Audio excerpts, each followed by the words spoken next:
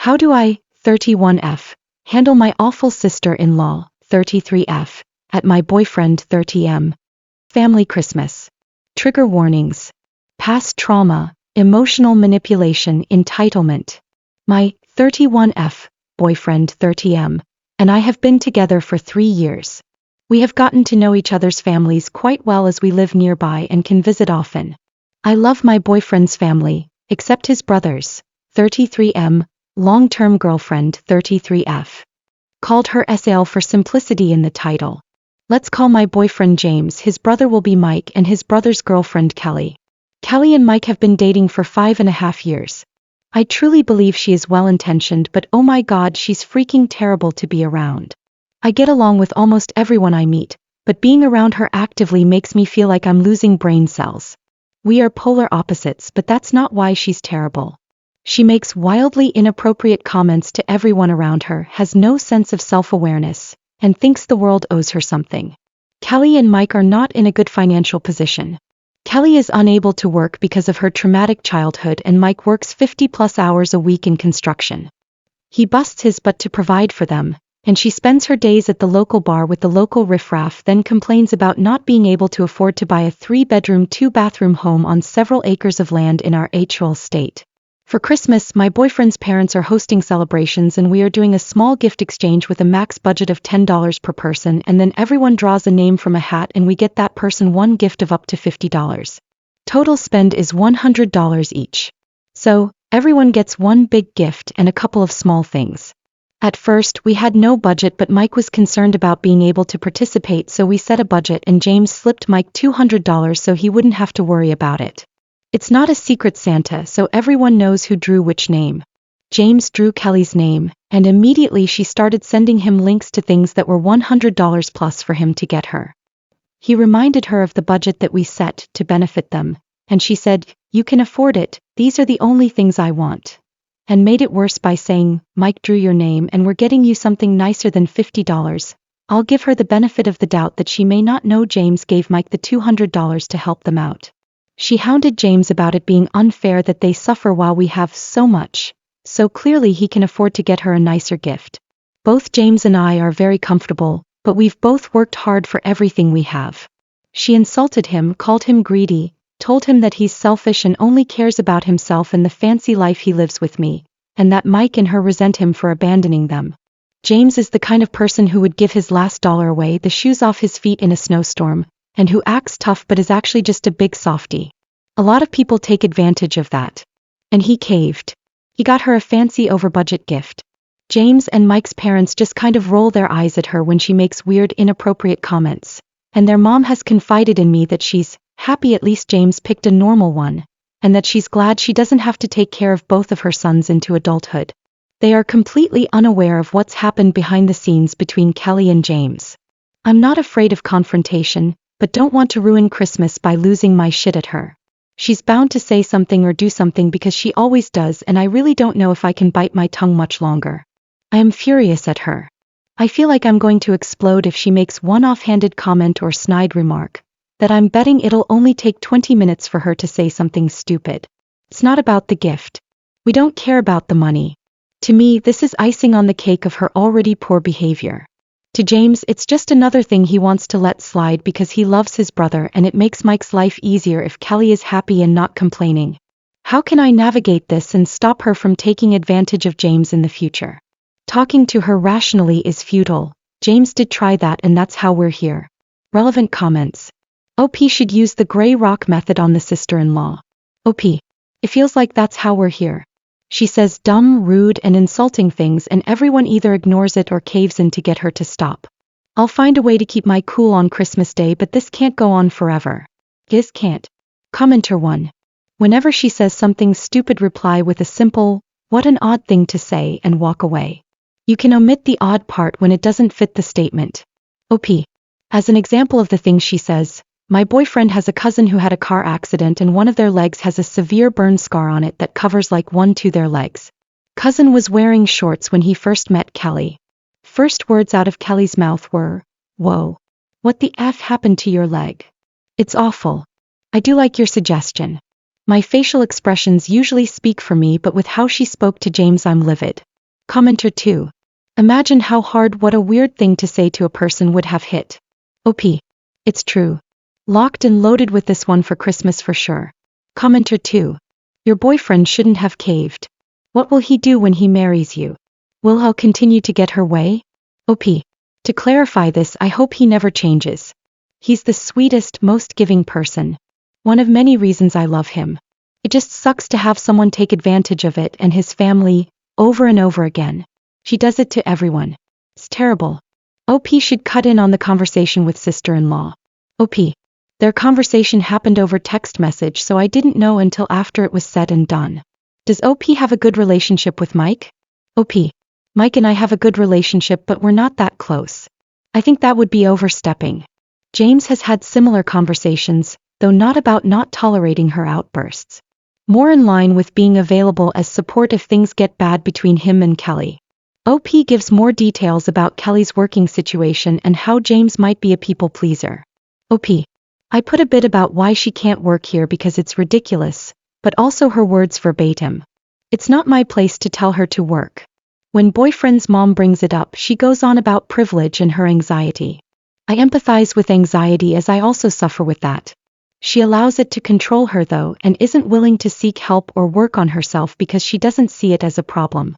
Regarding James, it's definitely a pattern for him. When people he cares about push him, he wants to make them happy even if it means sacrificing his own happiness. I always have to stop, pause, and check in when we plan vacations or make big decisions to make sure he's not just doing what I want for the sake of it.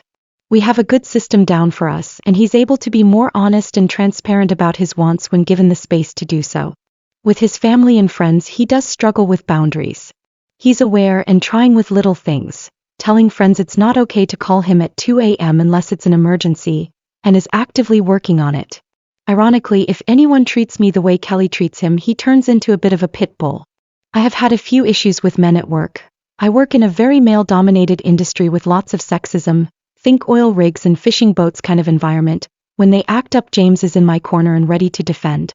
He stepped in when my family has overstepped, and the only time I've ever seen him snap back at Kelly was when she made a comment to me that crossed a line. However much of a pushover James is, Mike is 100% worse. He is very sweet but has absolutely zero self-esteem. I think that's why he and Kelly have lasted so long. Whatever behavior she exhibits toward us or that we observe, he deals with it 100x at home. James has talked to Mike and offered an ear and support, but at some point, Mike has to be willing to help himself, and he doesn't love himself enough to see the problem. James has read these comments, and while he's still going to give her the gift, he is starting to see the problem and impact it has on his relationship with his brother. I hope that inspires me to set healthy boundaries. I'll support him in whatever he decides is best. Does OP have to see SL and Mike on a regular basis when visiting James' family? OP. We only really see her on holidays and at family gatherings. James might see her more often if he's with his brother, but I'm fortunate it's only 3 to 4 times a year for me. The rest of his family is wonderful and we would never not show up for them because of her. OP and James need to tell Mike what Kelly said via text messages. OP. It's more of a concern that whatever we deal with over a couple of hours at family gatherings, he gets it 1,000 times worse at home. He has very little self-esteem and she walks all over him and is absolutely cruel. James has talked to Mike about how she treats Mike and he doesn't even try to defend it. Just gets defeated and sad. He deserves better, but doesn't have the self-esteem to believe it for himself. This is what we tiptoe around. Right now, Mike will confide in James about some of his relationship with Kelly. James always offers support, options, and a way out. Mike isn't trying to make an exit though. If James pushes, Mike backs off and stops telling him things. It's hard in abusive situations because if you push too hard, you may inadvertently ostracize or push the victim away, making them feel unsafe sharing with you anymore. We don't want that. Editing to add. But for me, because I'm a third party, I do plan to respond with some of the suggested remarks like, "What a weird thing to say," or, "Wow, that's really uncalled for," instead of letting it slide. Update. 2 weeks later. Christmas was actually lovely.